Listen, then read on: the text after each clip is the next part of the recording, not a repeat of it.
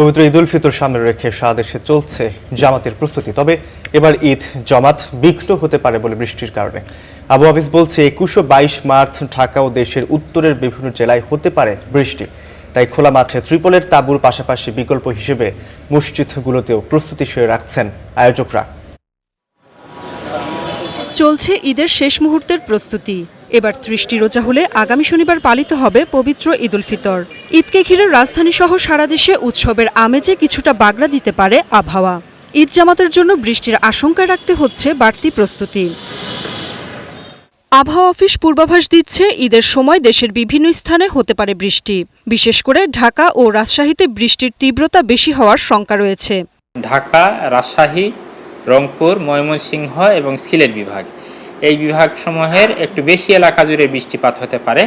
সেটা সকালেও হতে পারে এবং দিনের বিভিন্ন সময়ে, বিশেষ করে সকালের দিকেও হতে পারে, সন্ধ্যার দিকেও হতে পারে।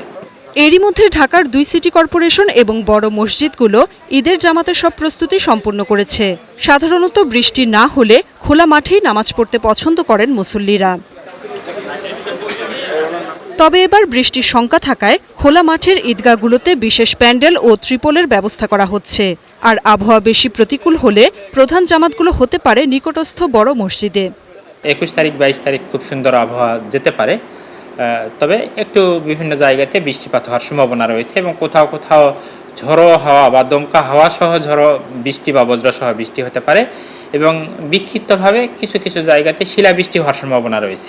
আবহাওয়ার পূর্বাভাস যাই হোক, শেষ মুহূর্তে সবটুকু প্রস্তুতি নিয়ে রাখছেন আয়োজকরা। তবে বৃষ্টির কারণে তীব্র গরম থেকে রক্ষা হচ্ছে। তাই বৃষ্টি আনন্দের বাধা নয়, অনেকটা স্বস্তিরও। 21 তারিখ 22 তারিখ একেবারে সহনীয় তাপমাত্রা থাকার সম্ভাবনা রয়েছে।